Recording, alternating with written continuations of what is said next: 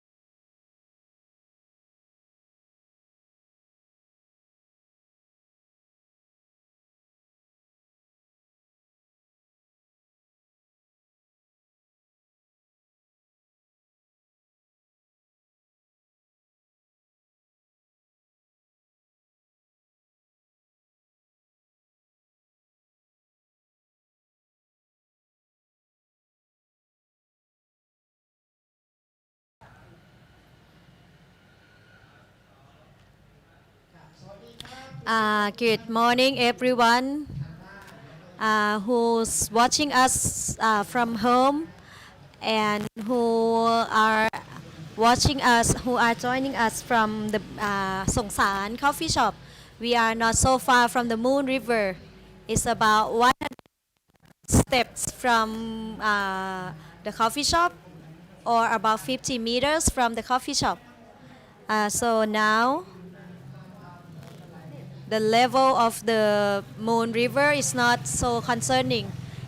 This morning I looked at the graph to compare the level of the water from last year. It's still far from being in the critical level. So today we will start from now for the discussion, the talk. We will share the information. We will have knowledge exchange until noon.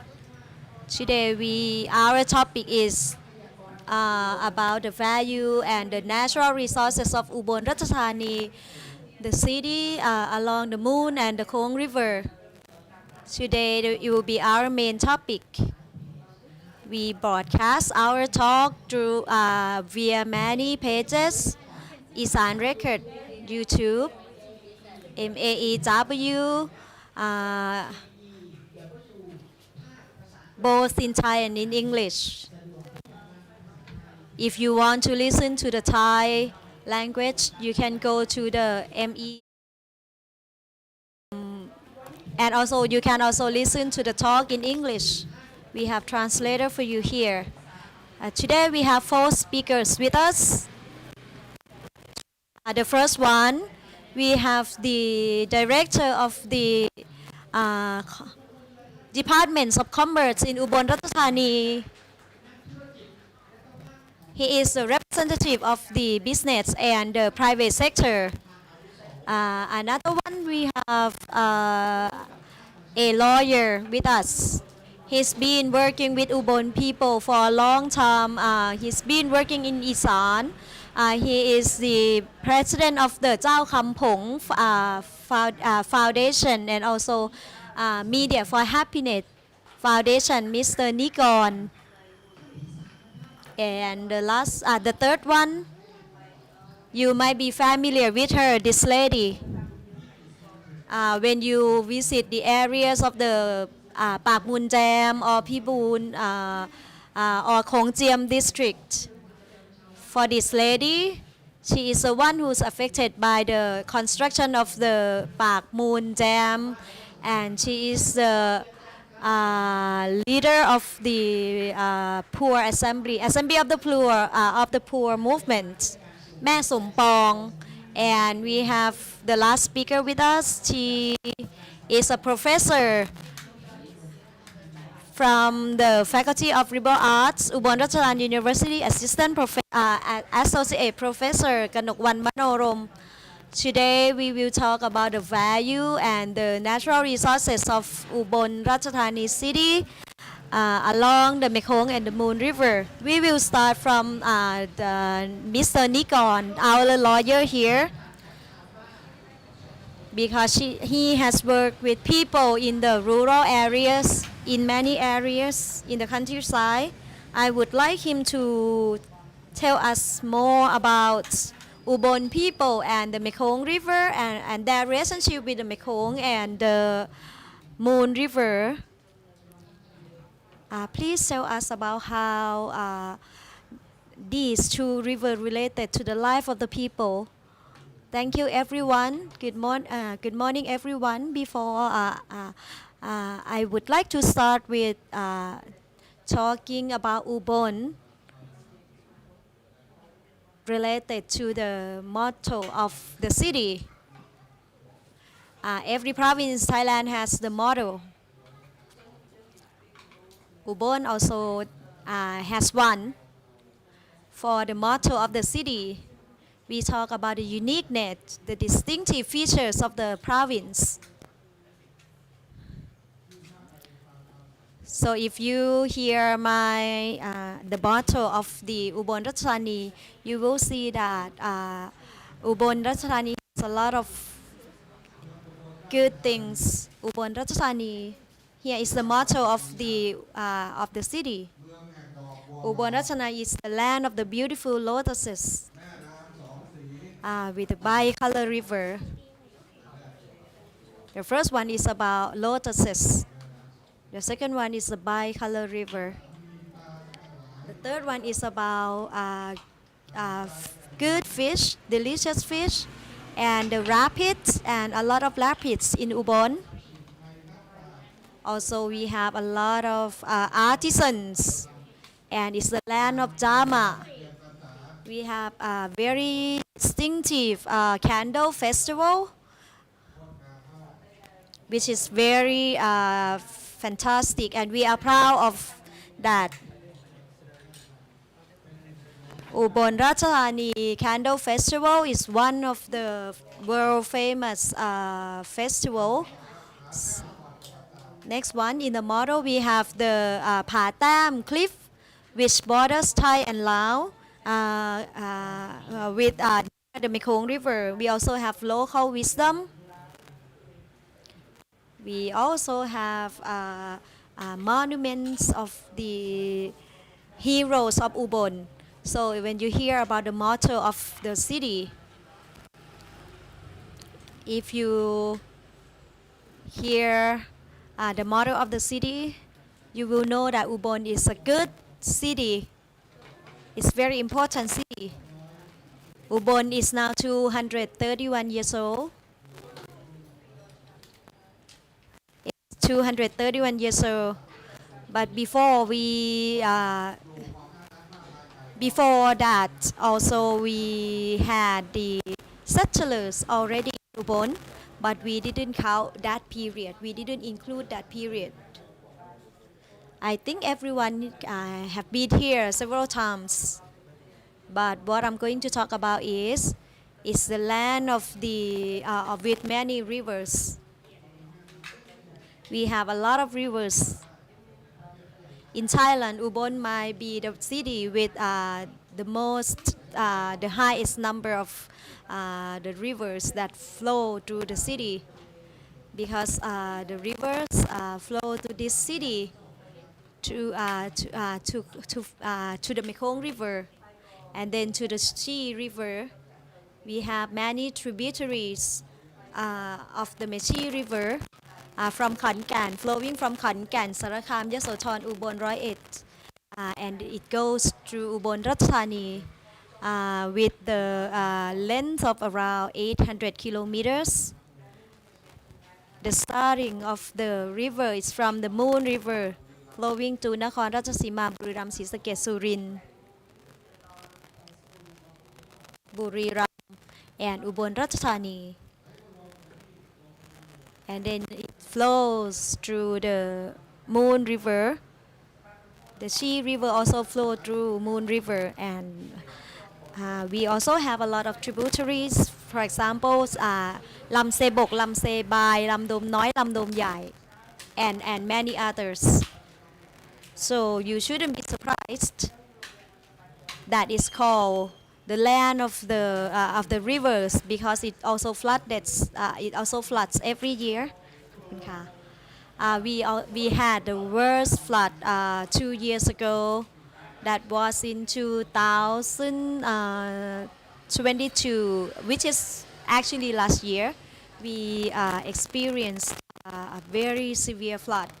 I'll show you some pictures. Also 4 years ago, and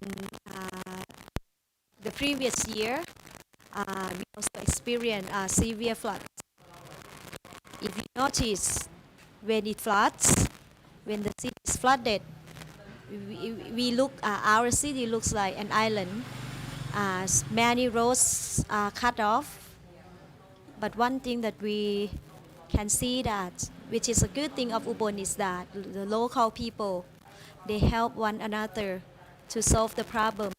I work with the director of the Ubon Ratchathani. Okay.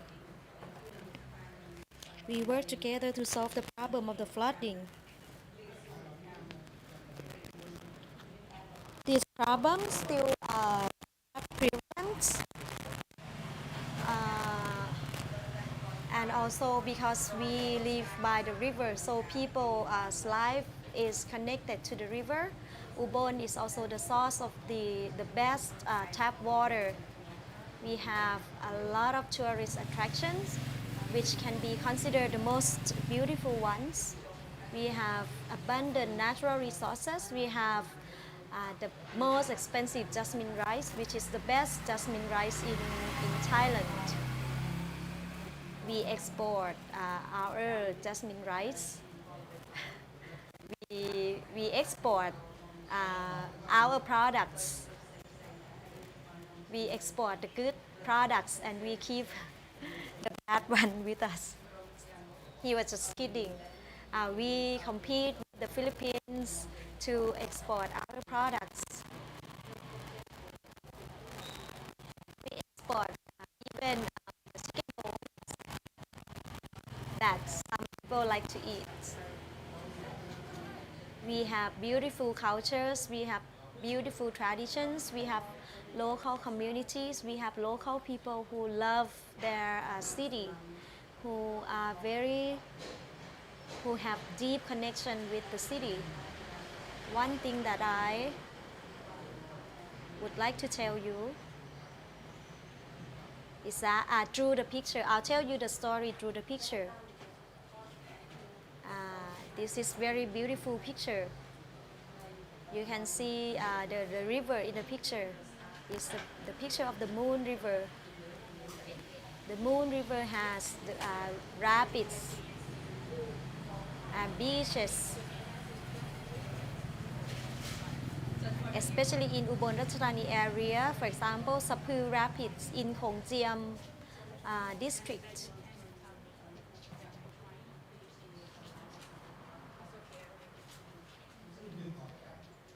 In the picture, you see the rapids, the natural rapids. It's the natural wonder.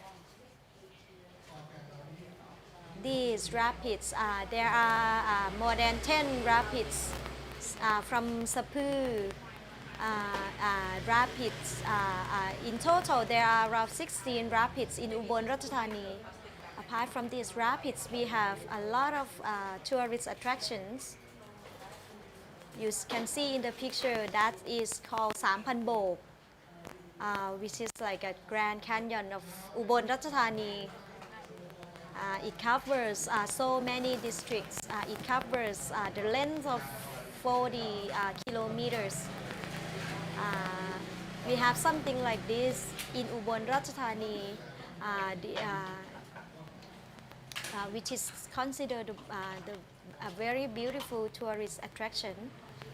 It's like a gift of nature for Ubon Ratchathani people.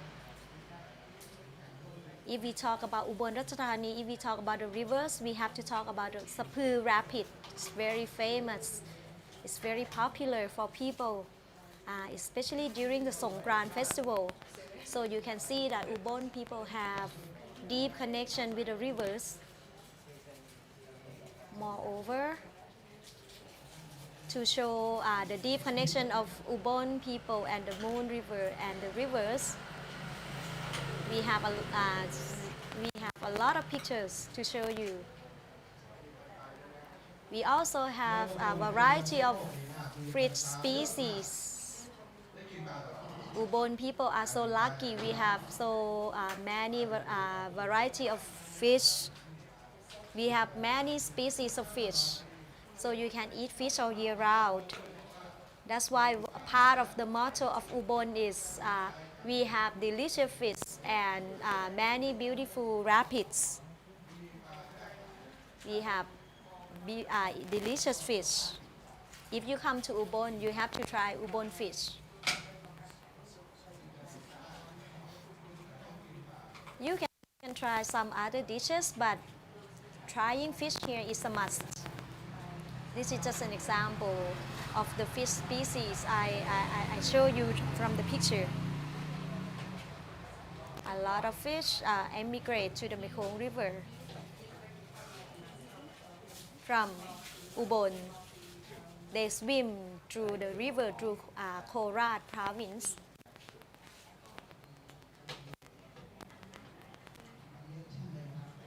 What else do you have to show us? This is one of our problems, is the flood that we have in Ubon. That is the aerial picture that you see. You can see that it's very scary. If you look at the aerial picture, you can see that we have the river that looks like a snake in the picture. Why does it flood every year? Because we don't have good enough irrigation system. We do not have enough personnel. We do not have enough budget to deal with the flood problem.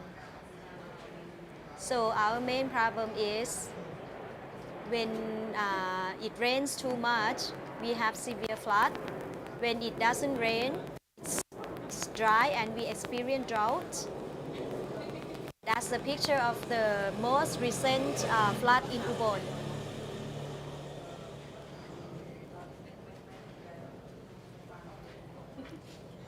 The water flows through the Moon River, the Chi River to the Moon River, from the Moon River to the Mekong River. But the big issue for us here is that when the water flows to the Mekong River, what happens next? The problem is when the Mekong flows to the river, it gets stuck. It cannot go further because of the Moon Dam blocking the waterway. That's why the mainstream area of the Moon River is flooded for 3-4 months. That's where there's a flooding. Right now, we work together to solve the problem, like how we can solve the problem that we have.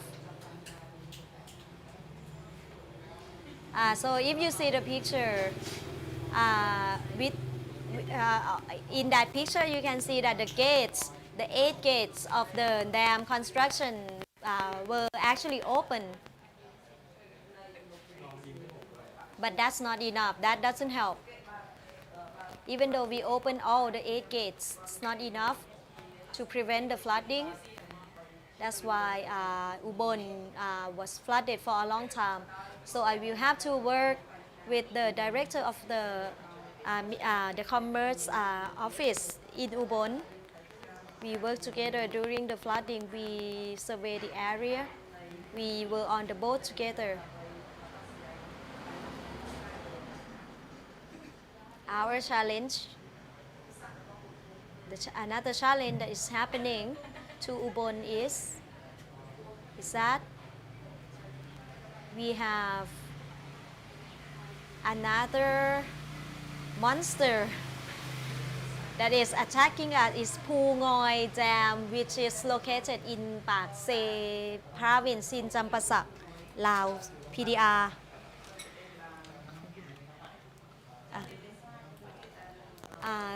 So Pak Se is the tributary of the Mekong River.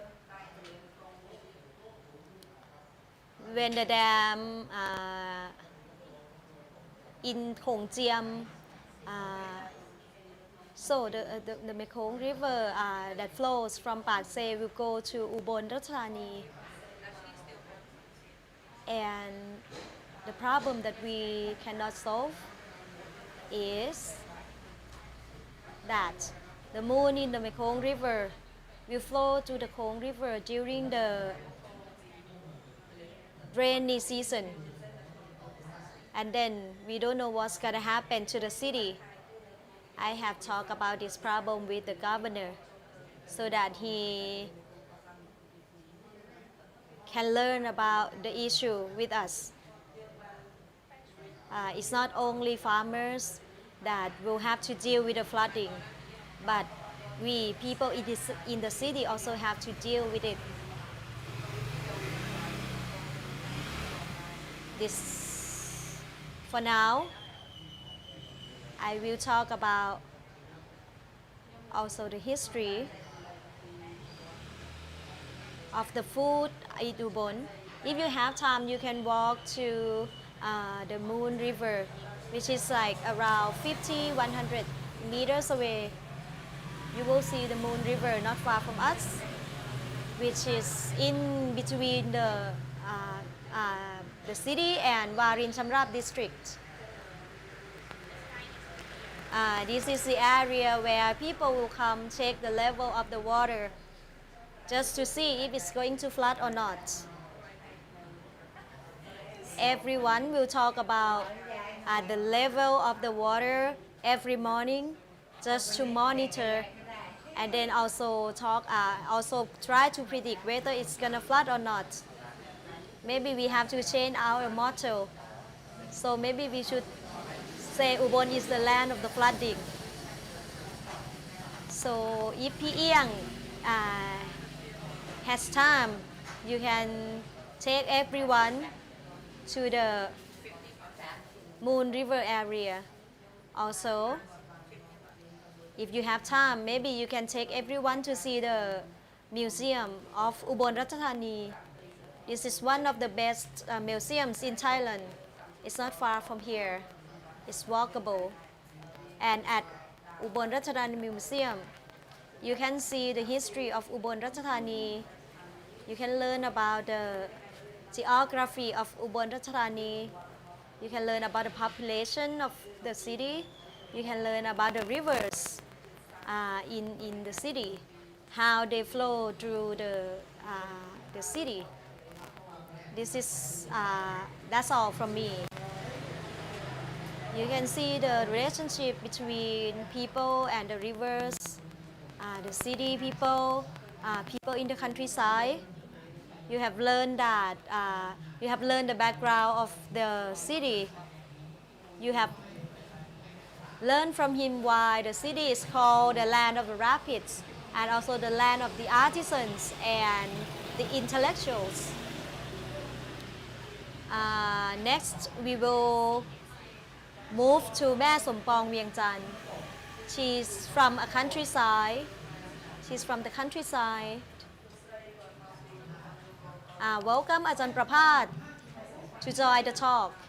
Mae Pong lives in the countryside and she's affected by the construction of the Pak Mun River, Pak Mun Dam. Today I would like to ask her whether it's true that in the past our city is called the land of the rapids and it's the land of the artisans and the intellectuals. I would like Ms. Sompong to elaborate more on this. She can speak in Isaan if she wants.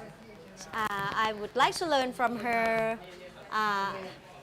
what she thinks about the motto of Ubon Ratchathani. Please allow me to speak Isaan. I am a fish trader.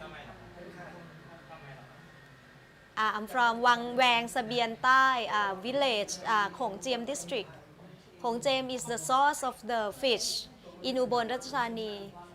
Mostly I sell fish in Ubon Ratchathani in Ubon district. I also deliver fish to different markets. I'm one of the people who buy fish in Homklin district to send them to the sellers in Ubon district. Ubon district is actually a very abundant source of the fish. We have fish trade. We do fish trade. Ubon Mangsahan. Ubon Mangsahan means something like a city that is abundant in food and natural resources. I'm one of the traders who trade fish. In those times, there were around 8 main fish traders. I'm one of them. In the morning, I woke up early in the morning. That was around 30 years ago when I was the fisher. I got taken advantage on from the middlemen who bought fish from me in a very low price. Sometimes I could sell fish in a good price, but sometimes I could sell fish in a very low price. But then, like back then, 50, 60 years ago, I earned around 2,000 baht from the trading the fish. In the dry season, Sapu Rapid is also a tourist attraction. During the dry season, we collect fish from the 16 rapids to sell fish. I would ride a boat to take tourists to the rapids, and they would pay me 20 baht. I also grill fish for sale for people visiting the area. I would drive a boat taking people to the rapid and take them back. And also I got a motorboat to ride the tourists back and forth from the rapids. That's what I made a living in the past.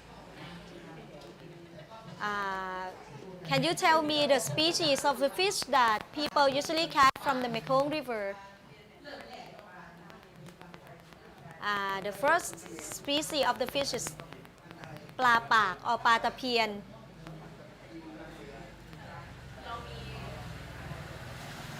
The distinctive species,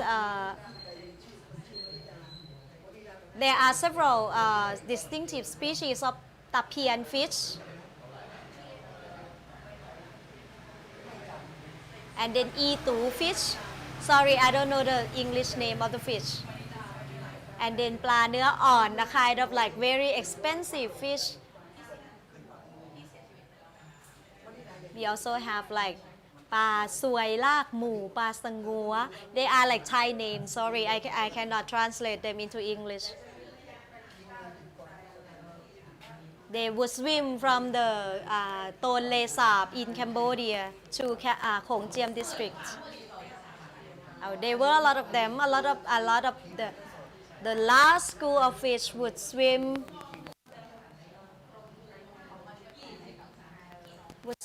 to the river, and we could catch a big number of fish at a time.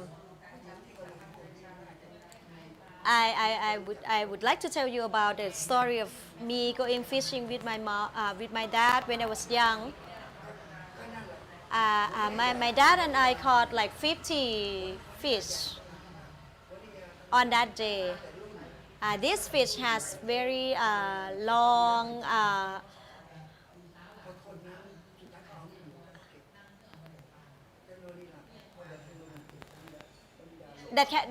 it has like a long nose that can hurt people. So my dad would tell me like, be careful because we caught so many fish of that kind. We took our small boat to fish. That's my life, fishing with my dad, with the abandoned nature. We didn't have to farm, we don't have to go rides. So in the picture, do you remember what rapid it was? That is the Tung Lung Rapid. That's the natural rapid. This is the ecology of the river. For I would tell you that for the Sapur Rapids, the water go under the rocks or over the rocks. But now we don't, the water in the rapid cannot go under the rock anymore because of the changes in the Mekong River. Like in the dry season, I would take my family to fish. My husband, my children, we would go to Tana Rapid to fish. We would stay overnight in the cave. And one of my kids fell into a big hole in the river. I call it doing a business in the river because fishing is a kind of business for me. After we caught fish, we would grill fish and sell it to people visiting the rapid.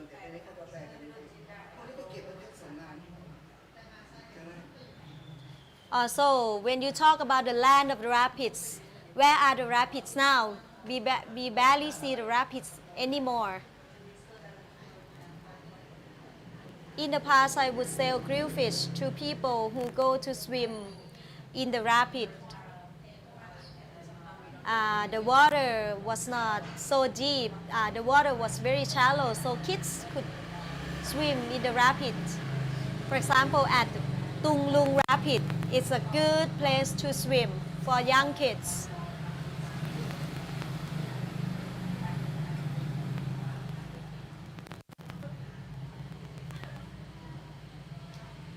So kids would go there to swim, play in the water.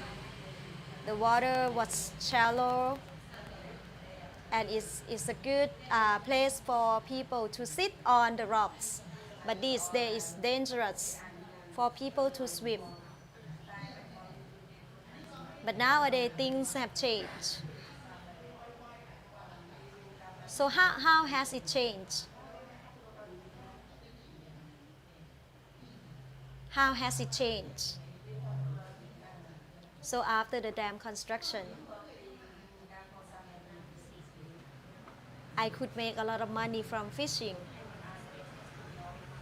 In rainy season, I would fish, but after I heard that the dam would be constructed, it broke my heart.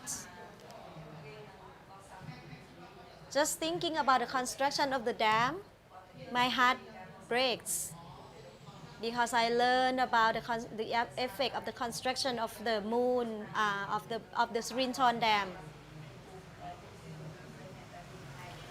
So for the effect of the Srinthorn Dam, fish disappear from the river.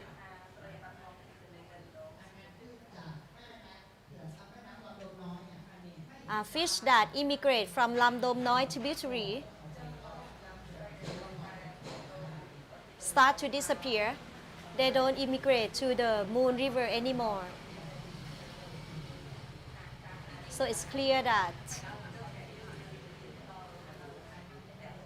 I expected that since 2028 Thai year,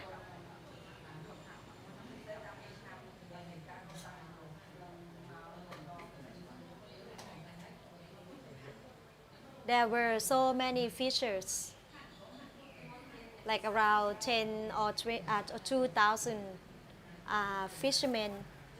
They would take turns fishing in the river. So from your house to Sapu Rapid,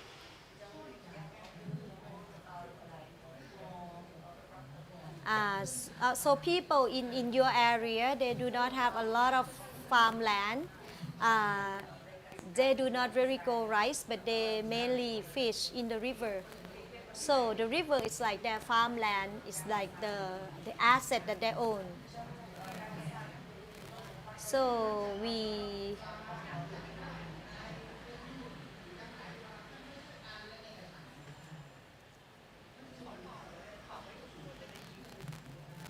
what do we use to prove to people that we make a living from fishing?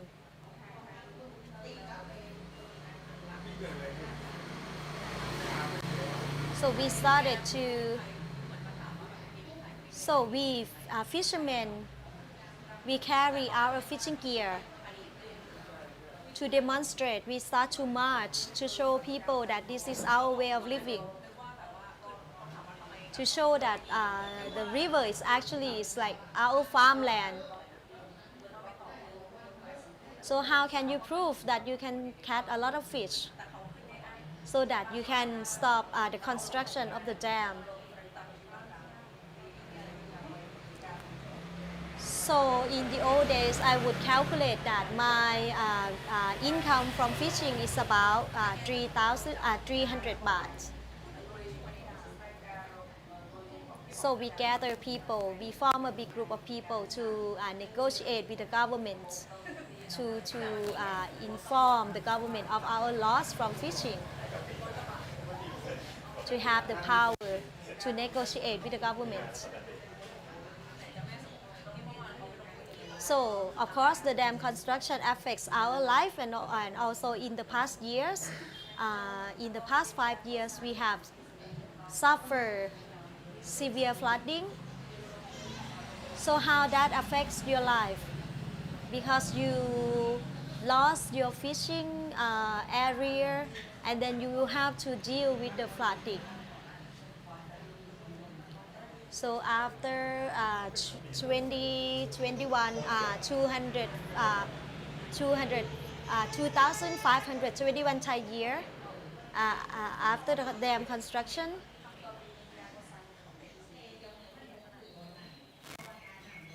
it's not easy for us to fish anymore.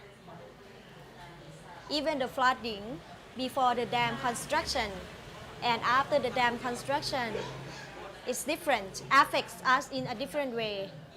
Before the dam construction, we feel like the flooding was not the problem,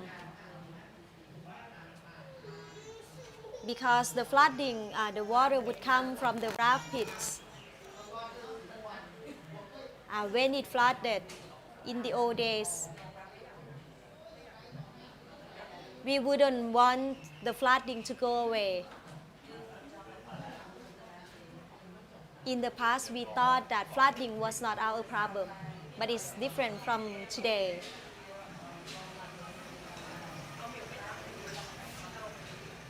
Because this day, when it floods, it happens for a long time. It was not contemporary like the old days.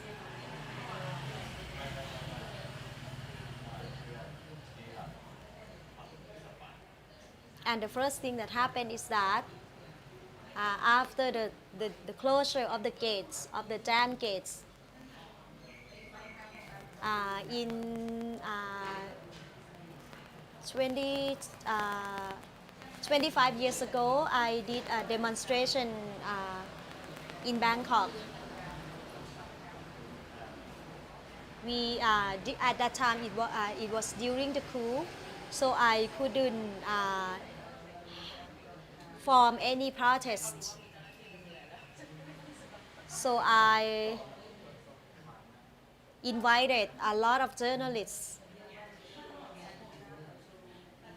to see what happened to us. So all the journalists came to learn about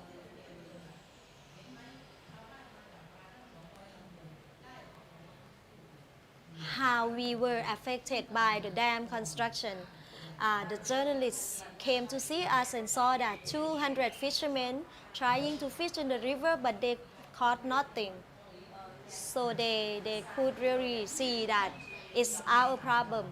That's how we proved to the journalists that we were affected by the dam construction. So in order to have the negotiation power with the government, we have to file proof so that they could hear our voices. So with us, if we want to try to communicate to the government, it's not about talking about the same thing over and over again, but it's also talking about the same truth over and over again. And now we will move to the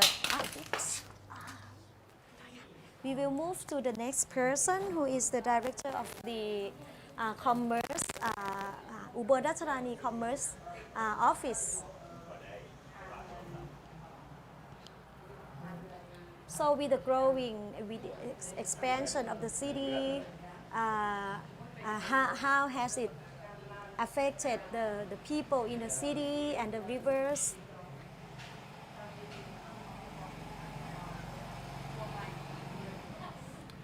First of all, I would like to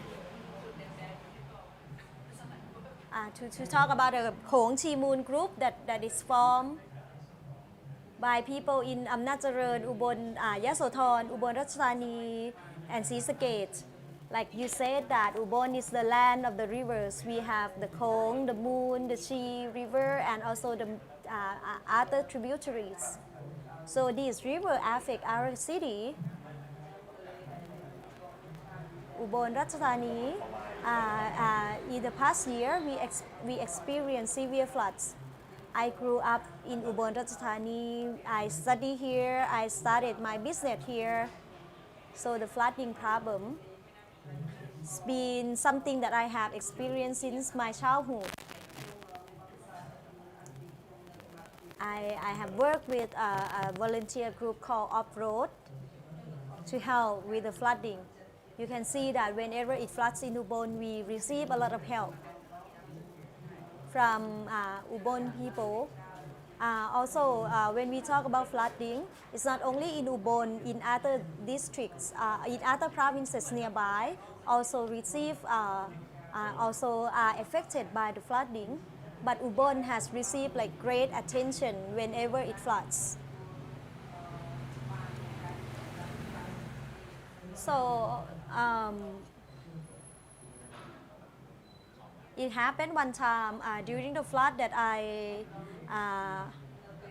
helped people who were affected by the flooding. I almost died from one of the incidents. I drove my car.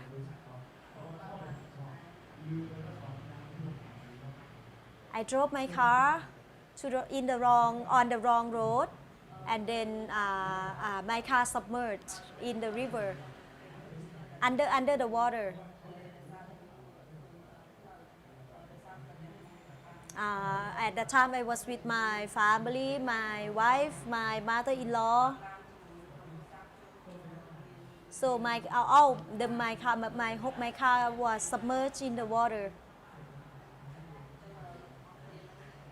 and then the water went into my car.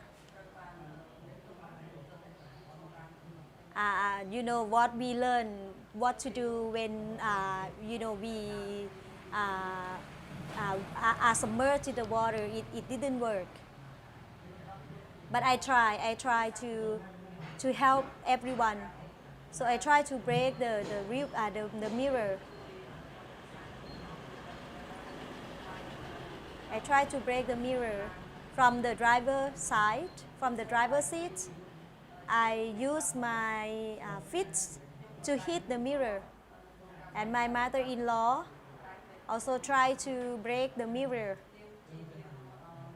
You know, people, when we experience the near-death experience, you would do everything to survive, right? And my kid was also in the car, in the pickup truck. People outside of the truck, sitting behind the truck, would jump and swim away. But then people in the car couldn't escape. But after I broke the mirror, I tried to help my kid. At the time, he was 2 years old. Now my kid is 23 years old. She was under the water. I tried to pull her from outside of the pickup truck. Now my kid, she's very afraid of water because of that trauma, because of that incident. She's afraid of water. She still remember that incident. She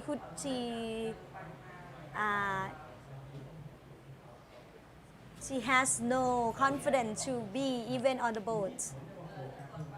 So during from that incident, in 2545 Thai year, when it was flooding, in 2545, 64, and 65 Thai year, and also last year it was flooded. So I could predict that it will probably flood every year. This year it might flood again, but luckily the water level is lower a little bit. It's decreased a little bit. But if it rains in the next few days, we will have a higher level of water. And then we will have to receive water from elsewhere, like for example from the dam in Karasin. But good news is that the level of water in the dam in Ubon Ratchathani Dam is not that high, because they haven't released the water to Ubon yet. Now they are trying to hold the water,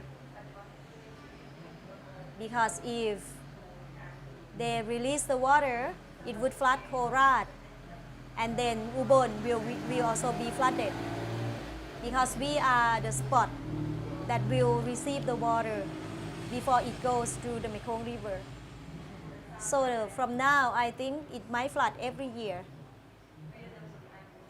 Last year, in 2022, 2019, a lot of people were affected by the flooding.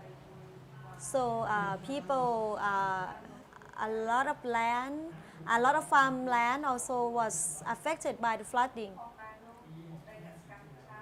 Last year, the water was the level of the water that flooded was around like 4.5 meters from the ground. Also, for the losses that we experienced, farmers lost a lot of agricultural area. Houses were affected by the flooding, and also the government also had to compensate to the people whose houses were damaged by the flooding, and also the business people were also affected by the flooding, because like in Ubon and Laos, Ubon people and people in Warin Chamrat district, for like business people, they have to pay for the equal amount of taxes So we, people living in Ubon and Warin Chamrab, we are equally affected by the flood. For example, when it floods, the first thing that is affected is the farmland, but also when it floods, people doing business are also affected by the flooding.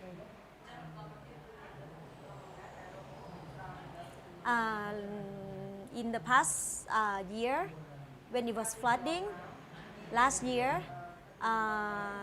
the flooding was very bad. It took us 5 hours just to drive in one road because all other roads were blocked. Ubon Ratchathani has the highest number of population, just the second one after Korat. When it was flooding, people couldn't move, couldn't commute. When they couldn't travel, they lost their income. And also people who want to travel from Bangkok to Ubon couldn't do it. And then the delivery of the products of the goods was also affected. So for the business sector, how can we solve the problem? I have experienced the flooding for many years. And also my question is that why the private sectors and the business people do not do anything much to solve the problem. But now I have seen that it's getting better. So there are people come up with several ways to solve the problem. The first thing is to build a canal with the 4.5 million baht budget.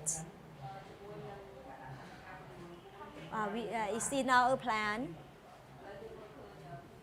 And also another project that we have in our plan is that when it floods,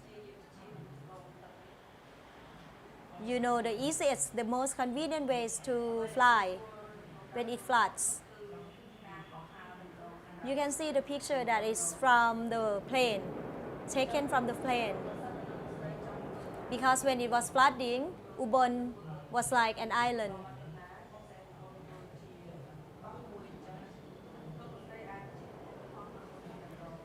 You know, with like less than 1 meter of the water level, Ubon would become like totally an island with no way to transport or things or to commute to other area. So for the proposal that we have, we want to propose to build a to build a bridge, like a highway bridge, so that people can still commute when it floods, like a throwaway. So when it doesn't flood, people can also use the road under the throwaway. One thing that really makes me sad is that when it floods, I saw that there's a volunteer group, the rescue team, who worked to help people in the flooding. They were with us for like 2 weeks, but they had to leave because they didn't have enough budget to stay longer.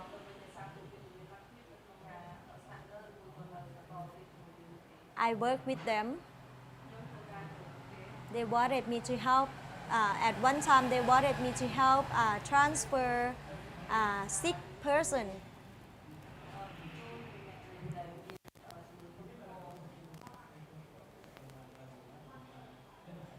So with the normal truck, to transport sick people on my truck, it's not possible. It's not easy during the flooding. So I had to help find the budget to support the rescue team, to have enough budget to stay and help people, sick people in the flooding time. So my proposal is to build 2 tollways in Ubon, which is about 4.7 kilometers long. So when it floods, the roads wouldn't be blocked and the transportation was still possible. I proposed a plan to the ex-Prime Minister Prayut Chan-o-cha through Supathpong Michao, Mr. Supathpong Michao. And I also talk about this plan with Mr. Saksayan Chichop.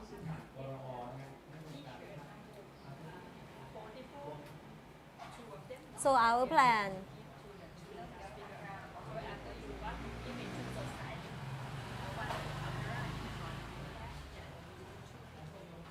I think our plan was possible because it didn't require a lot of budget like other big projects.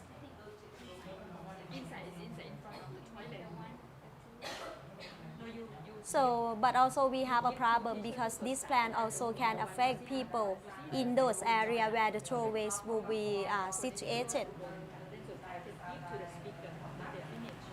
So today, you can see that during the Prime Minister, during the government of Prayut Chan-o-cha, we had a meeting and we, with the governor and the Prime Minister, we would discuss the problem of the city, which is about the traffic. Traffic in Ubon Ratchathani can also be a big problem. Like for example, who want to send their kids to school in the morning, it would take them a long time. So we built the throwaway in the city to solve the problem. The throwaway is now finished. The construction of the throwaway is now finished. So have you calculated? So we have talked about that the flooding is from the Moon River, the water that comes from the Moon River. So have you talked about how the expansion of the business can affect the people in the area during the flooding? So we have tried to solve the problem of flooding by releasing the water to other area. Like in 2022, we had around 2,400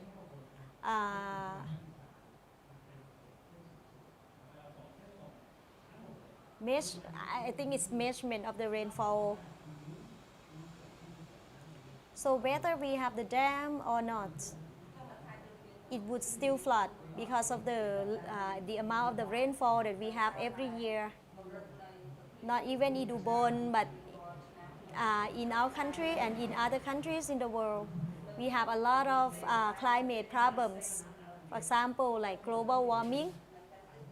So you can see that the flooding now can become more severe.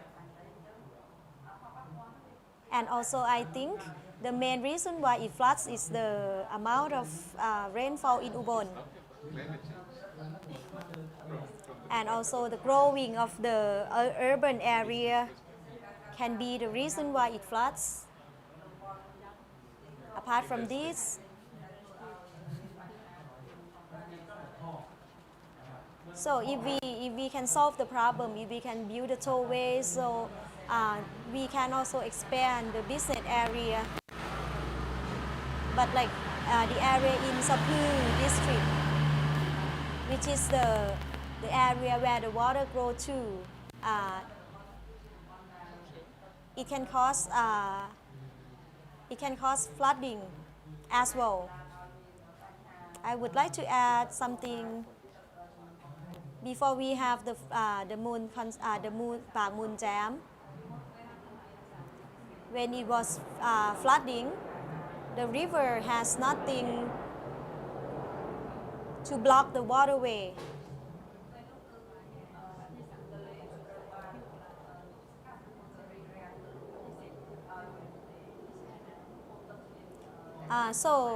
Before the dam construction, there's nothing blocking the waterway.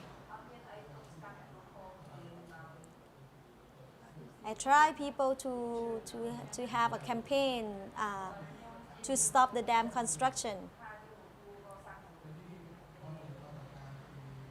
But then 2 years ago or many years ago, when it was flooded,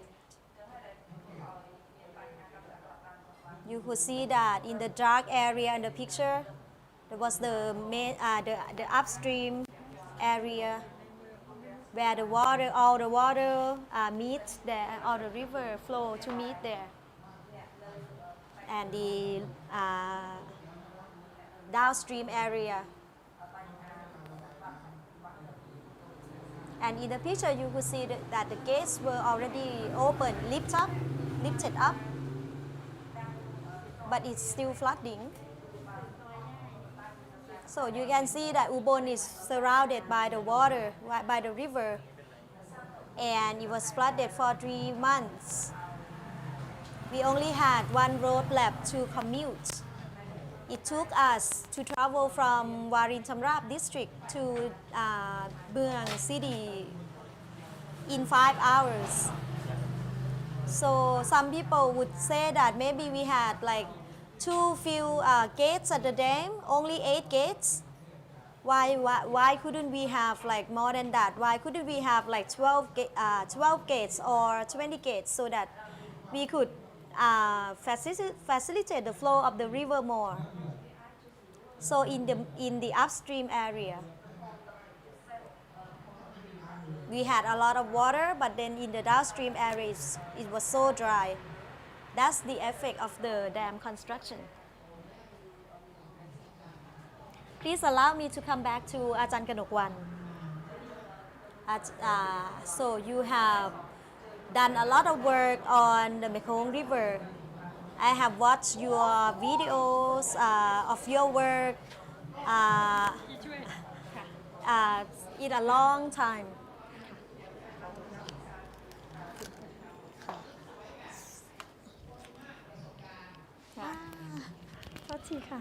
So, Kamol is the student of Ajahn Kanokwan.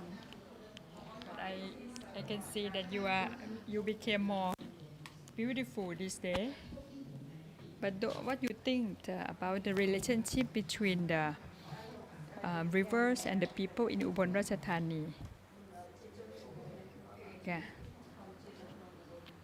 This is actually sounds like a very academia questions. Can I start with by talking about myself? I myself, my mother, when she was pregnant, about to give birth to me, she traveled to Sisagate province, which is located along the river. Yeah. So she gave birth to me along the river, just right before she reached the river, which is the tributary of Moon River. Yeah. So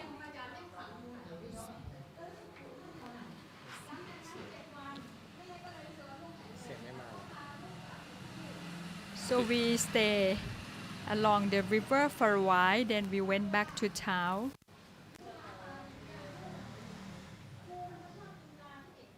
So I think I have the relationship with the river myself for a long time already. But anyway, I cannot catch fish because I'm afraid of the snake. Because when you got many fishes, you always see the snake. The snake will come near you. I'm sorry because I cannot hear the microphone sound from inside.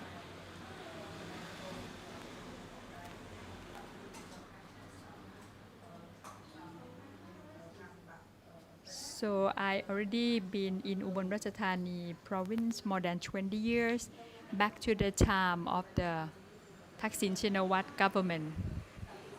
So I'm sorry the police is also here. I don't want to say something too bad, but back to Thaksin Shinawatra government, the government appoint university to study about the Moon River, the Pak Mun Dam.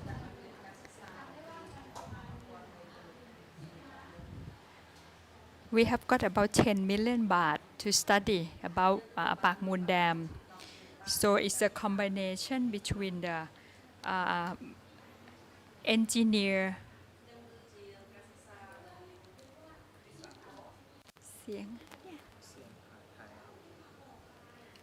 I'm sorry, I cannot hear the microphone. Yeah, from inside the room. Yeah. Yeah.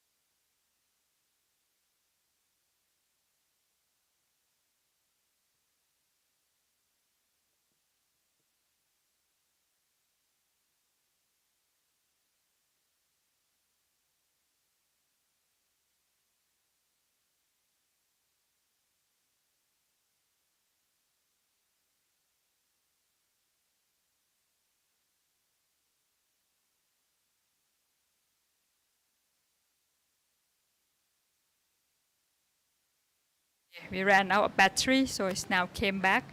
Ajahn Kanokwan just described of the importance of rivers to the Ubon people, not only Moon River, but also tributary of the Moon River. And as it was mentioned by other speakers, right, we have before we have the friendly thinking about the flood, right? The natural flood have helped people to have catch more fishes. It's helping even the agriculture, right? So people live peacefully with the nature of Ubon, which is the area of the water. So, and the river itself have built Ubon, right? So if you want to understand Ubon Ratchathani, you have to understand the biodiversity of the rivers in Ubon as well. Okay, let me ask how many districts do we have in Ubon Ratchathani? There are 25 districts in Ubon Ratchathani, and we have 219 sub-districts, about 2,704 villages. Yeah, so So you see how many of them are allocated along the river. So right now it's about, this is the name of the district that allocate along the river. It's more than 10 already. Yeah. So it's already like 15, more than 15 districts is allocated right along the river. If not the Moon or the Mekong rivers, it's a tributary of those. So how many people that relying directly on the biodiversity of the river? Of course, there are a lot.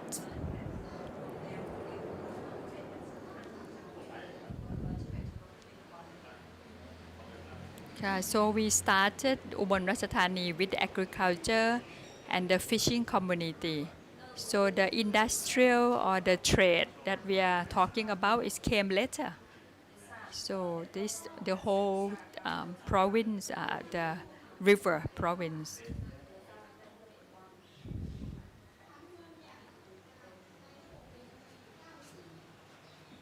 Okay, talking about the plot, right? What you call the way you allocate the different zone, the zoning system of Ubon Ratchathani. There are about 9 zones, right? Within Ubon Ratchathani, playing different role, right? We have 9 specific area, but within the 9 zone, we have the kind of the diversity of the smaller area within that main zone as well. So within that, if you notice closely, you see we do not allocate, or in the zoning system, we don't allow the space for the river or for the water, right? When we do the zoning, we do not allocate the open space that allow the water to flow through the province when we have flood. That's why we got stuck, right? When the flood came, it's there in everywhere in town. So when we have got different storm in continue during the rainy season, if you have 2 or 3 of them coming in continue, you have big problem immediately, because you cannot release water. You don't have the channel or the natural channel throughout the town to make the water can release.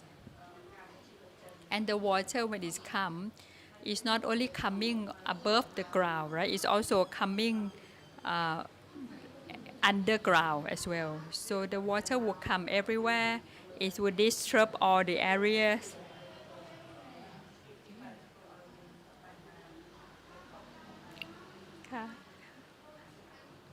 So the water will come from all the directions.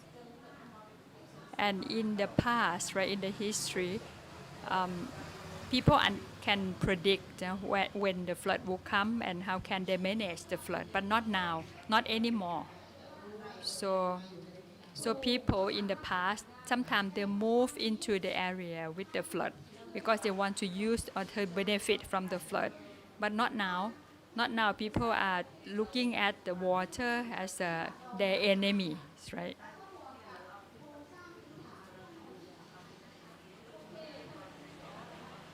And as you may know, we have also problem with roads.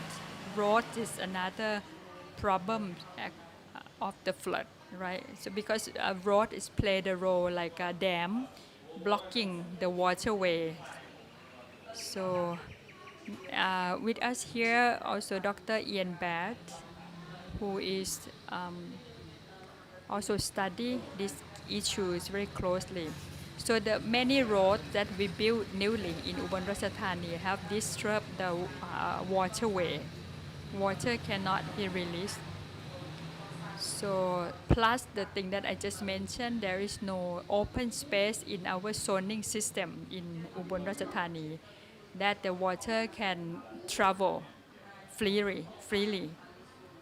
So I think what we need to do is to kind of to looking at it again, to dissolve the system that is not working, and we set it up again, do the new zoning for Ubon Ratchathani, and we have to accept that right now the city area cannot cope with the water, with the issues of flood anymore.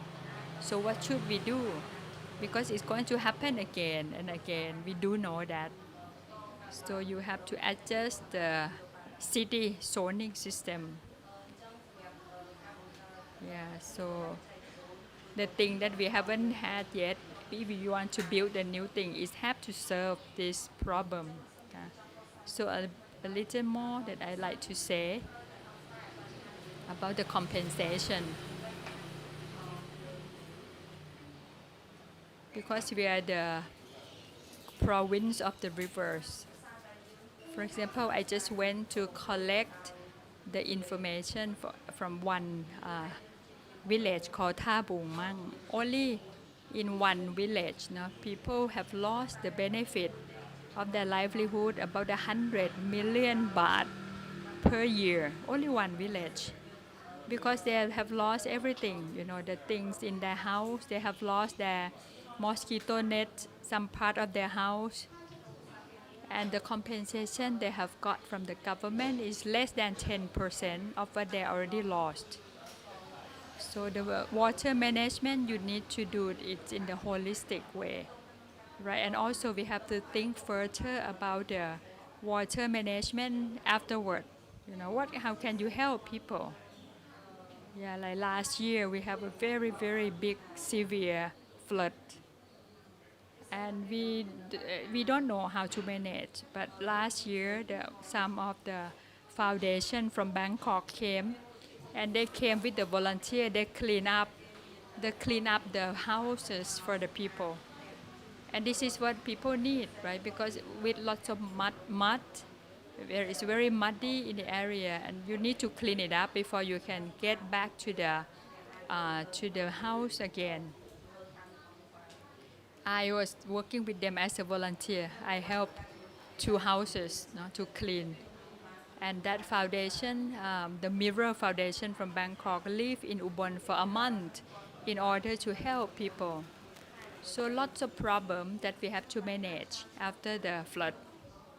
So many people after the flood, they have to move away to rent some place to live, and they lack of the opportunity to find job or to get money. That's the whole social problem, economic problem, and some of them just got the compensation for the last year's flood, just last month. So we cannot respond to this very big problem on time. That's a very problem of the policies of the government, the province. So as I said, we have the problem both during the drought, or dry season, that we don't have enough water, and when we have big flood. But at the same time, you have to also accept the fact that people who live along the river, they have a very close relationship with the river. You cannot separate them. Yeah. And and they cannot move away from along the river, right? Everybody knows that the flood is coming, but none of us can move away. We have to live here with the flood. We are the Ubon people. So we need to prepare. We need to have the enough preparation to cope with the problem from before. And the zoning, the city zoning is the issue that we keep talking for many years. And right now we are going to have problem on top of everything that we are talking about, Phungoi Dam. If Phungoi Dam came as we suspect, it's been really, worsen the situation to make our life even more insecure. Yeah, so it is not going to help Ubon people. I don't know every part, the chamber the province chamber try to help and other group in Ubon trying to help, but what exactly the limitation that we have to break through. So a little bit about the political part. Yeah. So we have both the police, the secret police. We have also the Move Forward Party representative here sitting with us. Okay, so the question is how the political part sector can help us with this flood. So in my opinion, we of course the people have to help ourselves. We cannot relying on the politician or the government.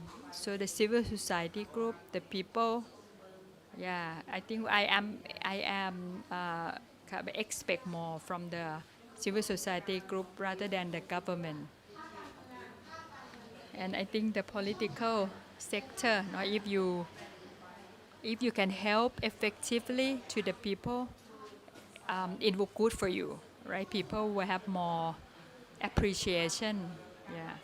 So I think the politician can be the one who send the message, to pass the message to the government for us. But who is going to talk about the real issue? It's going to be the people and the civil society groups. Yeah, because we are living closer to the people. So that's all. Yeah, I'll finish my talk. เชิญค่ะเสียงมันจากไม่มีเลยสนั่นเมื่อกี้ทันหมดไม่มีเสียง ใช่ไหม ก็เลย คะ ก็ดูต้องกักอยู่ต้องพักใหญ่เลยค่ะ ไม่ถึงตอนอ้อมแปลใช่ไหมคะ ไม่พออ้อมลุกไป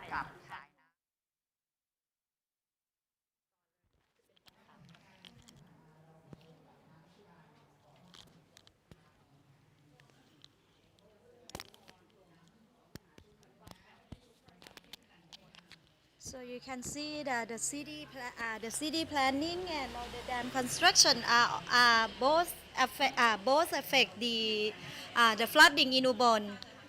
So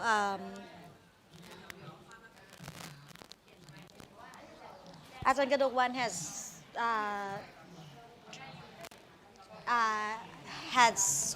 throw the question at you. So like what's gonna happen next after this? After we have experienced severe suffering. So if you have questions, you can ask. We have about 20 minutes left before we have a break in the afternoon. So please introduce yourself. Tell us where you're from.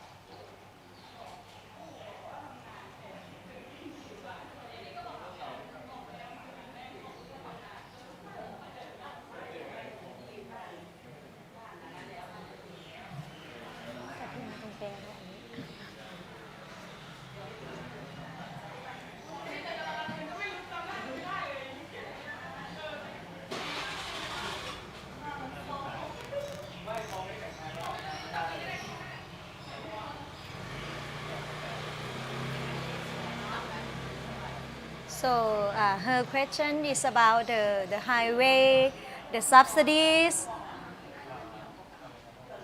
So the question would go to the director of the provincial trade office as well. We have the compensation rate, so he can talk about the compensation rate. And for to build a highway, the tollway, it would take a lot of money. But then if we can help to alleviate the loss of the people in the province from the flooding, that could work. So the first point that I want to say is about the subsidies. I want to talk about is subsidies. So when we want to give the subsidies to the people, we would have to make the calculation. We would have to do the calculation. So the subsidy would be about 150 baht per rai of land. Rai is a measurement of the area of the land in Thai. So when it comes to the loss of the cattle, we would also calculate the subsidy per one. For example, if the villagers lost one cow, we would also do this, calculate the subsidy, the compensation per cow, per one animal. When it comes to giving compensation for the damage of the house.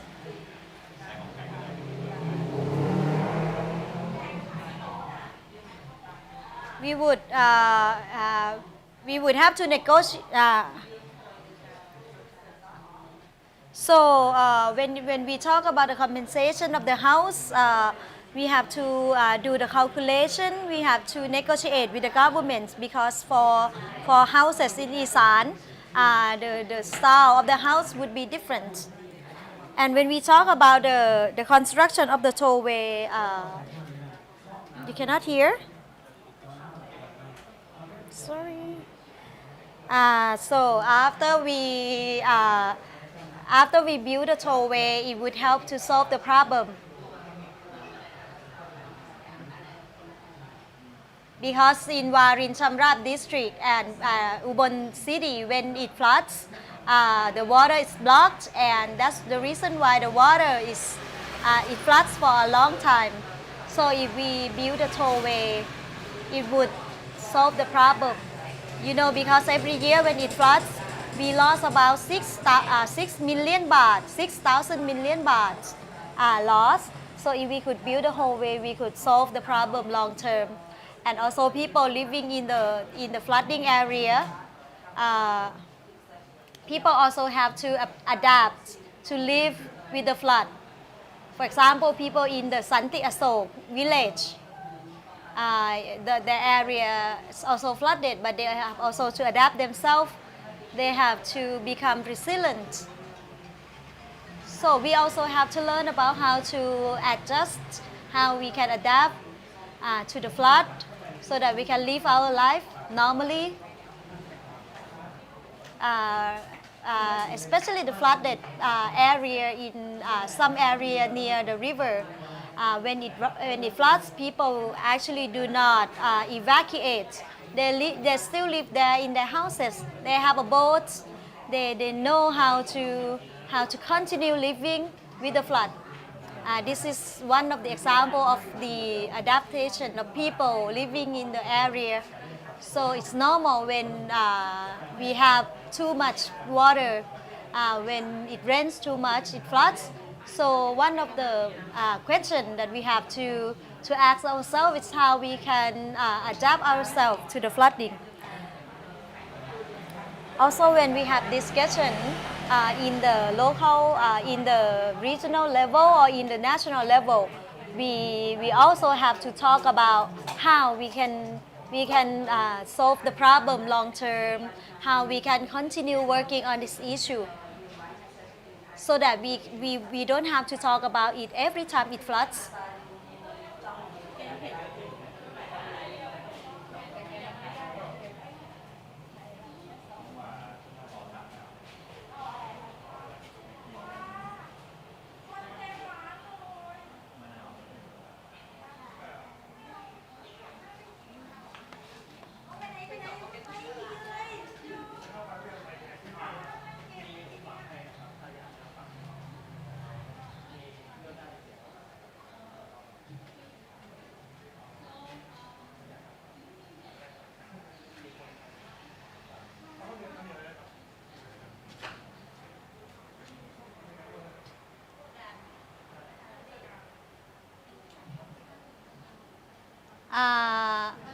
So the question from her is that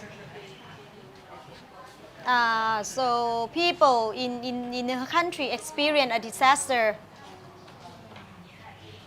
So when so compensation is just a word, it's just a term that the government compensation is just something that the government offers to people.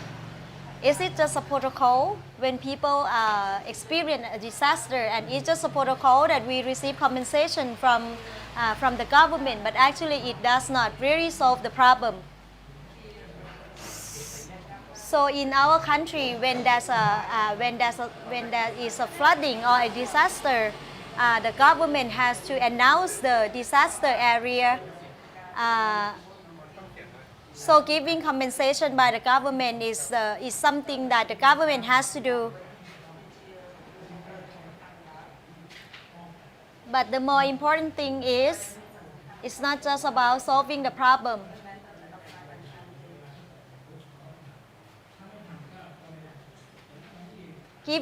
Providing compensation by the government is just the way to help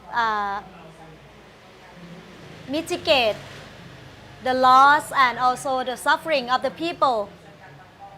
What we have to do apart from providing the compensation to people is every sector has to work together.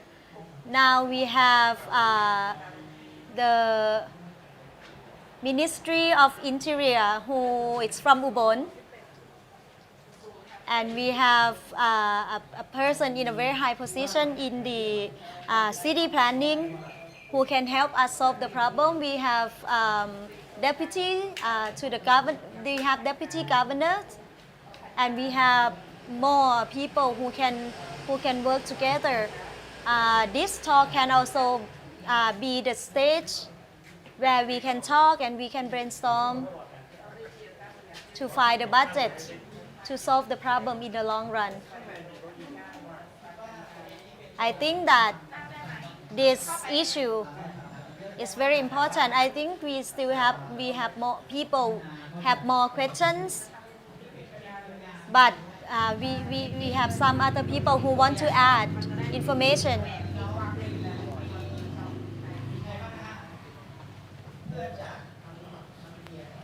We have some people who want to ask questions here.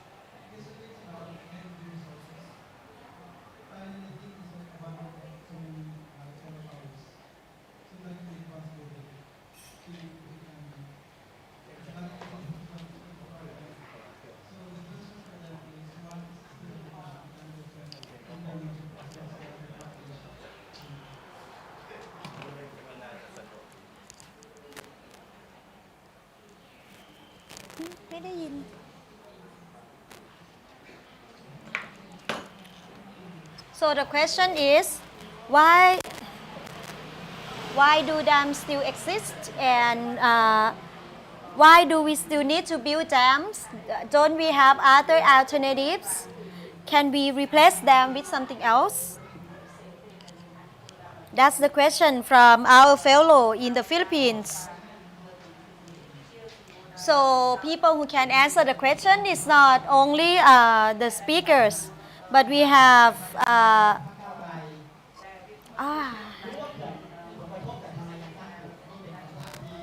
other people who.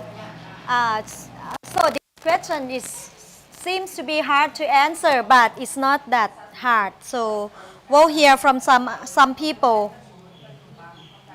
So in terms of water management, the government looks at it as like a business, because they want large-scale projects. They don't want to manage the water using local wisdom. They only want to find a budget Uh, they don't want to use, you know, because politicians here, they also want to have a lot of budgets.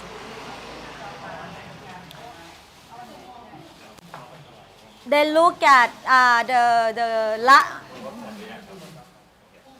sorry, I have a problem with the transmitter.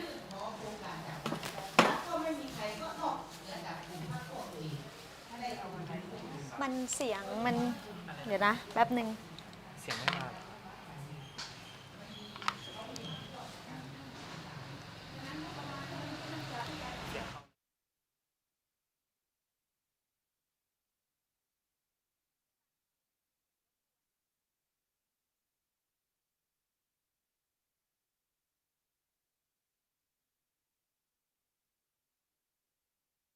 พี่ไม่ได้ยินชัด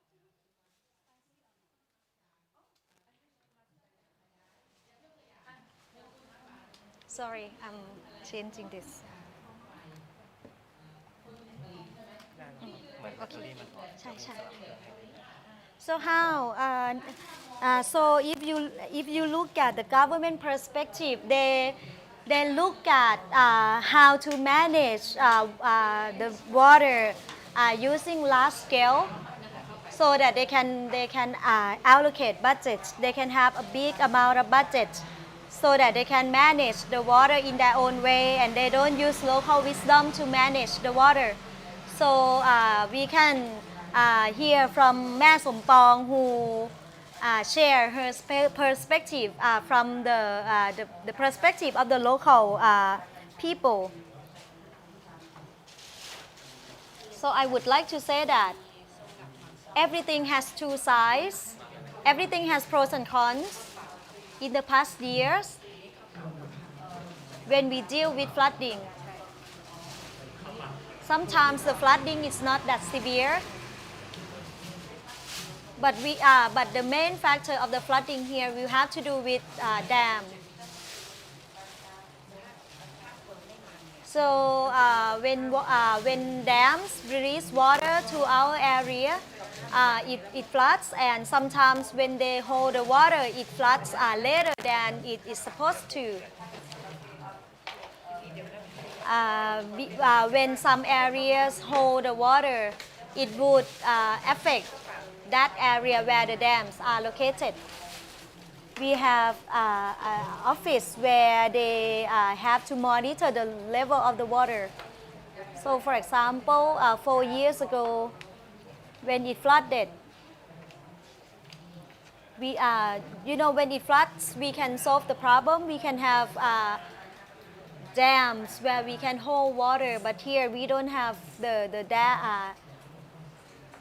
we don't have dams that can help hold water. For example, Sirinton Dam can be a good tourist attraction. That's the good side of the dam. If we don't have the dam, Sirinton wouldn't be a well-known district. Also in the Lao case, they have abundant electricity power, and we are the main purchasers from the Lao government. People who are the main producers are Thai people. They invested money. So dam is not only bad, it has good side and bad side. We have the power supported by the Lao side because of the dams. Even in Vietnam now, they are trying to develop more energy resources. So for me, I feel like dams also have good sides and bad sides. I want to add that. I want to add some information just to make sure that I don't give anyone wrong information. I would like to give you information about the compensation. So when it floods, we have about 1,130 baht roughly compensation for one right of land to those who are affected by the flooding. We also have compensation for the orchard, which is around 1,000 roughly to those who are affected. Compensation is very important because during the flood, that's how people rely on the compensation from people. And also they would compensate 500 baht to the loss of people, to the death of people during the flood. But Mr. Kamol just said it's not worth it, to have to receive the compensation, which is very, very little during the flooding. Your question is very good. It's a very good question from the perspective of the government. If we want to develop the country, we need large-scale projects to push, to boost the economy, to expand the economy, to increase the economy, the GDP of the country. That's from the perspective of the government. That's the intention of government. But we also have to look for the tool to push the economy, and building dam is one of the things that they use so that they can provide sources of income to people. They can expand the economy. But the construction of the dam in Thailand is becoming more difficult because the civil society has become stronger, because they realize that the dam construction can have a greater impact to the people. So when it's hard for Thai government to build a dam, they have to work with other countries. If we look at the energy development plan of the Thailand, you can see that we have a variety of the energy sources. For example, we have energy, we have alternative sources of power, but still very little when compared to the electricity power or power from the coal mine industry. So it's hard for us to answer your question why we still need to build dams, because the decision making is from the government. Sometimes we have the government, the minister visiting the area to listen to the public. They just come here for a day and they do not really learn anything from us. So if the Prime Minister is listening to us today, I would like to consider to think about the large-scale projects, for example, the Khong Chi Moon project, before you have made any decision.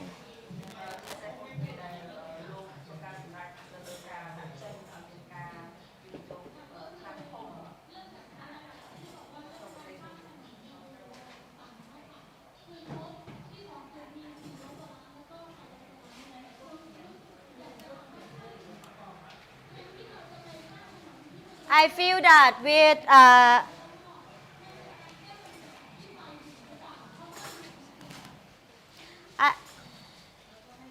I feel that to build a tollway to solve the problem is not how we can solve the problem, because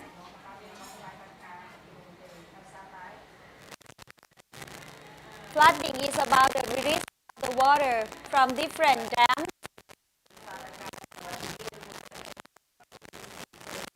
If we can solve that problem, we do not need to build highways.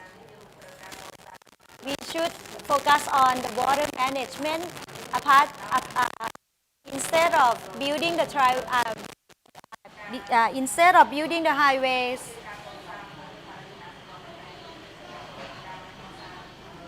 Second of all, you said that dam also benefits people.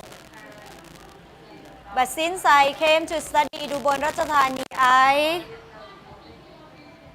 have experienced flooding.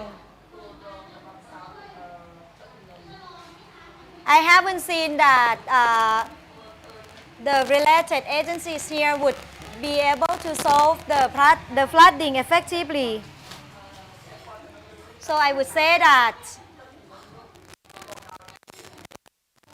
if we build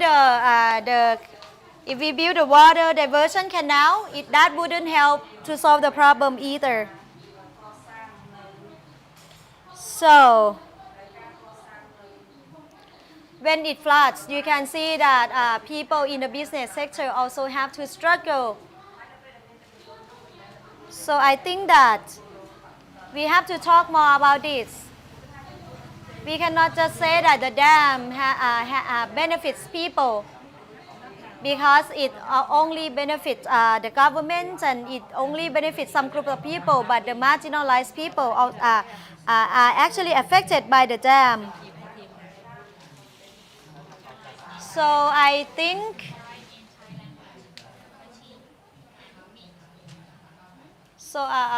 think we will continue discussion. Now let's hear from the politician, one of the politicians here from Move Forward Party, Mr. Pana. Good morning, everyone. My name is Pana Chaitrong.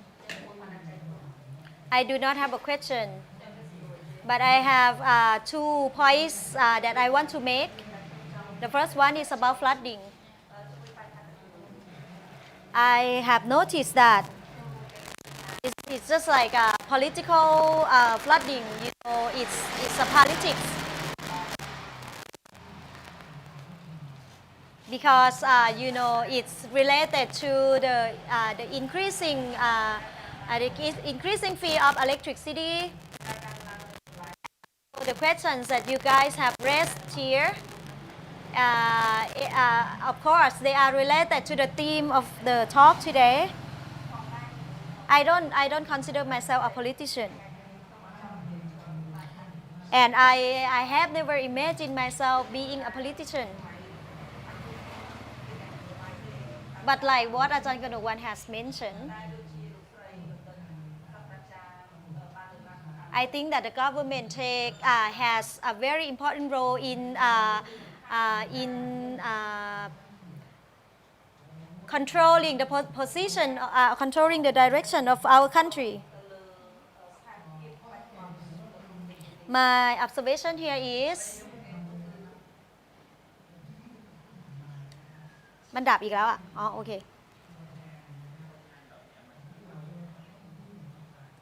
so we politicians also have talked about this issue in the parliament. We have talked to the ministry of the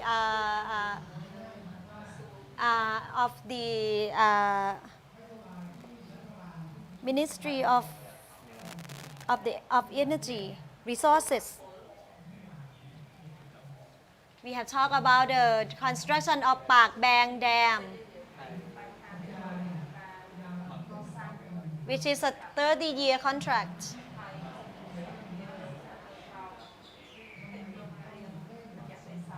Our question is that why the contract has to be signed so urgently, while we have so much electricity power storage.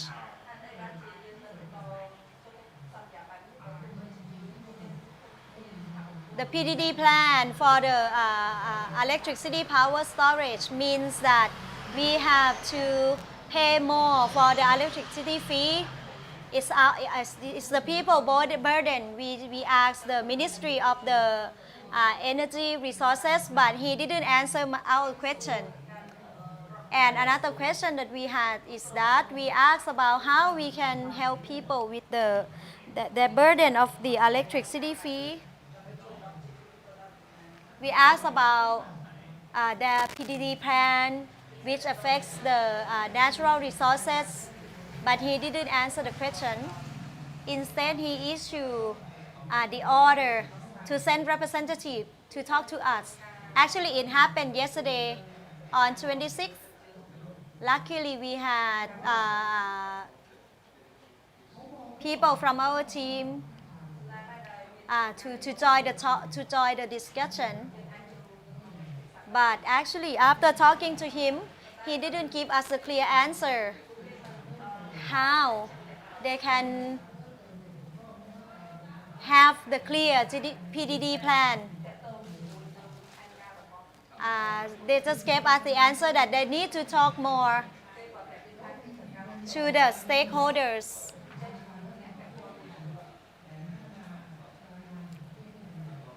And you know that from my observation, I can tell that we cannot stop development projects from the government if the investors in energy still control the government. This is from my observation. Another issue that I want to raise is flooding. From what I have listened to people talk about the flooding here, it's normal that flooding is part of the ecology. We can experience drought, we can experience flooding, but human behaviors also affect the flooding, because we humans think that we can control the nature. But the question is, can we really do that? Or what we try to do and what we try to control has caused more problems to us. If we say that Ubon is the land of the flooding, and also it's the area where we are the last spot where before the water flows to the Mekong River, it still floods. If we use this logic, we cannot manage anything. Or if we use large-scale projects proposed by politicians or investors, or the investor who support the government, we cannot actually find a solution to the problem. That's why we still have to experience the flooding, which also results from the human behavior. For example, the water diversion canal with a very big budget that wants to build the water diversion canal, which is like almost 100 kilometers long, to prevent flooding. But we haven't received clear answers from the sectors that are responsible to this project that it can actually help solve the problem.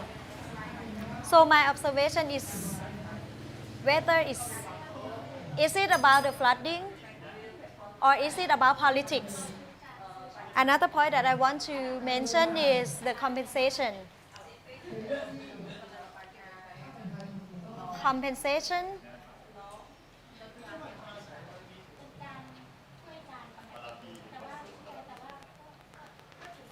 Compensation is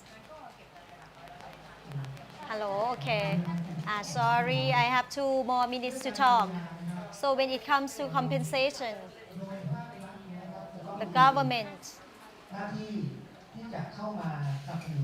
has to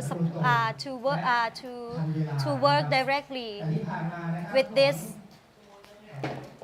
to help support people.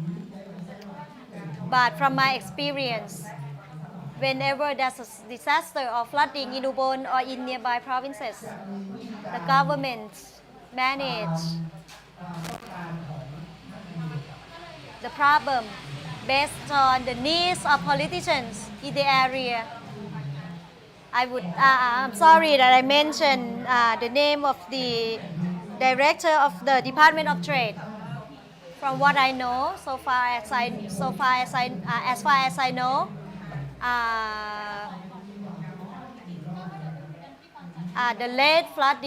the flooding that happened last year, I have learned that people have received compensation just now, which is very late. I don't think that that can solve the problem.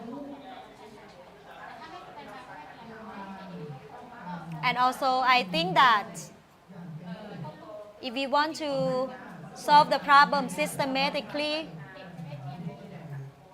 to, to help people affected by the flooding, we can plan compensation in advance because we have the information of how many people are affected.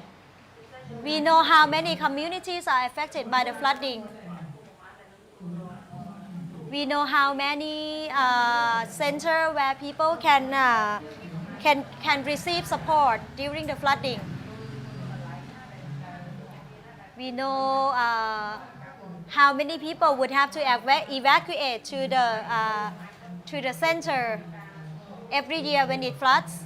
So we need to work integratively in order to solve the problem because flooding can happen anytime or disaster can happen anytime. Even though we have large-scale projects that we want to proceed in order to solve the problem, but I think human needs are indefinite. So I think the problems can still occur if we don't solve the problem sustainably. I have two questions. I would like to know who would take responsibility for the changes of the people's way of life in the past 30 years? Or should we just let this happen? Because from what we have seen, the changes of the people is not only the result of the disaster, but it's also from the failure of the government in managing the problems.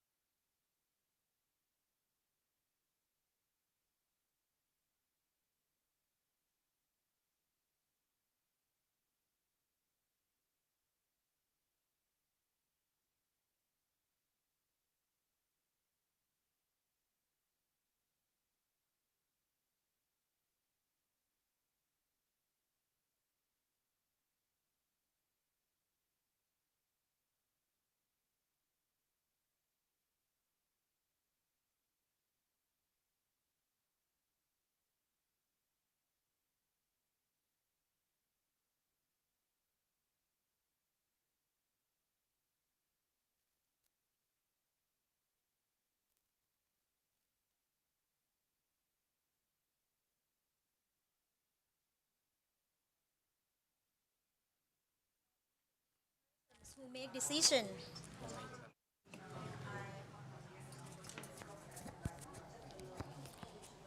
Because we need to make sure that the civil society is strong so that we can solve the problem sustainably. If we have if we let the government be the main decision makers, we cannot have strong negotiation power. So you need to make sure that you okay. So we need to make sure that before you vote for any politicians, you need to take it into consideration. You need to make the right decision.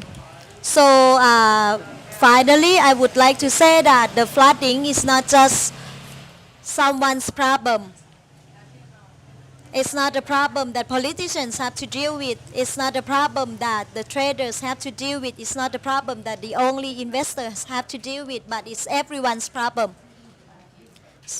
So I think everyone needs to work together to come up with a good policy so that we can overcome the crisis that we have here. So the senior researcher has to leave. So we would like to give him a t-shirt as a token for appreciation. So please give him a big hand before he leaves. He is one of our speakers here.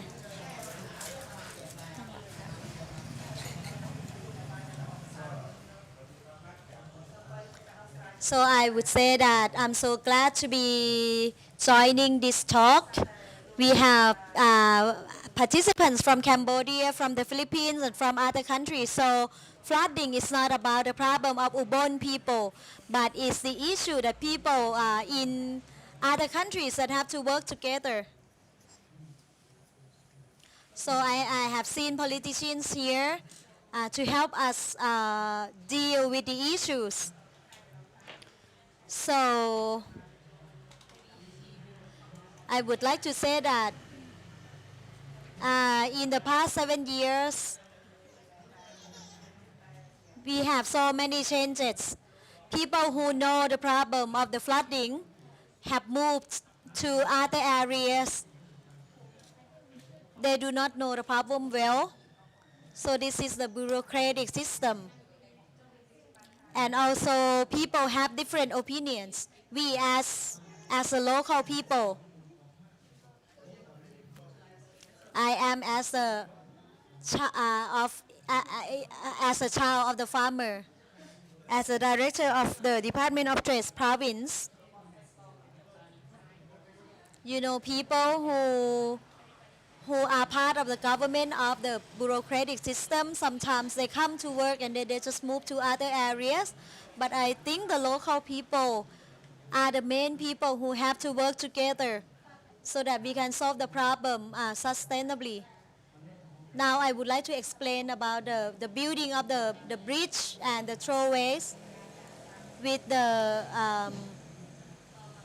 so for this project, it's proposed by the water management, the water resources management office. I think the budget is from the central government. You know, I go to a lot of meetings, and my wife even talked with me that, you know, my main business is attending meetings, not just about the commerce anymore. So to receive the budget to solve the problem, we ask for special budget so that we can build a throwaway. You may not know that the municipality of Warin district has even more budget than the Ubon Ratchathani municipality.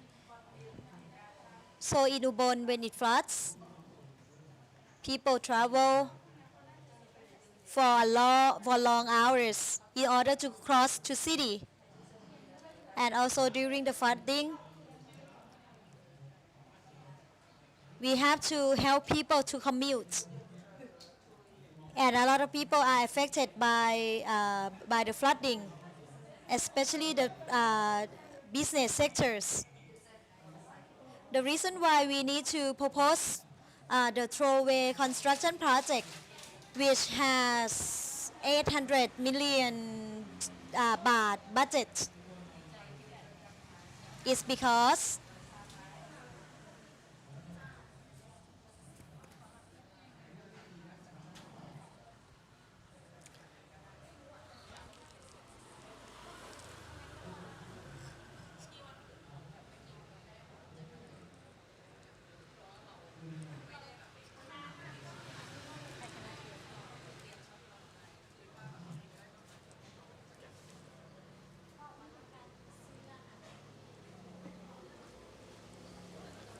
sorry, I cannot hear.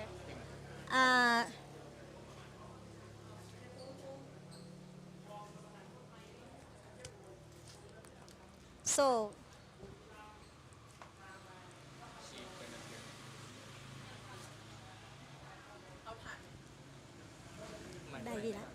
so I would like to say that as a representative from the private sector, I do not work with a boss. I do not have a boss, but I work with people. I work with all business people. I don't have my own policy.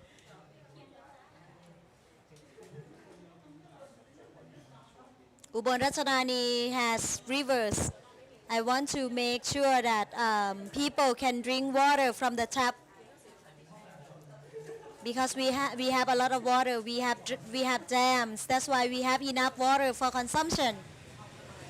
If you look at years ago, we have so little water, but now we have a lot of water for consumption. But since I'm from the private sector, I'm all ears. I can listen to both sides, from the people who are against the dams and also the people who support the dam. But I think we should talk about how we can live with the problem, and we can solve the problem together. So normally, if the water is higher than the 1050 meter, we have to accept that the flooding can happen. So I think it's also like natural, sometimes we cannot avoid the flooding. ได้ยิน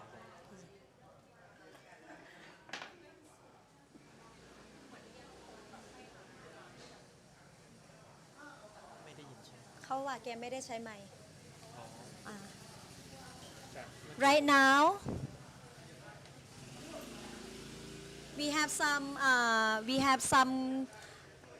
some streams that can also hold water for us. So I don't think we should build more dams in order to hold the water. So let's go back to Ajahn Kanokwan. I will take around 2 minutes or 1.5 minutes to talk about it. Yesterday, I went to Hat Suan Suk village with another researcher. I have learned about their floating cooperative shop, and also I saw their floating houses. I want the government to see that in the hard time, in the flooding time, we want to have something like that, so that people can feel safe during the flooding. They want to have floating houses. They want to have floating grocery stores. They want to have evacuation center where they can go to during the flooding. And also I have seen that people have adapt. They have platforms on their phone. They follow news in many platforms. They follow news of the water level in Ubon Connect. They also monitor the level of the water by themselves so that they know how to prepare or they know when it's gonna flood in the area. So for me, I think that information is something important that people should have access to. And also for me, how to solve the flooding problem. I have concern that my question is that after the flooding, what is the role of the government in solving the problem? And I think they should solve the problem faster. This is my expectation, and also I expect the Department of Trade province to solve the problems faster. Many people might think that it's normal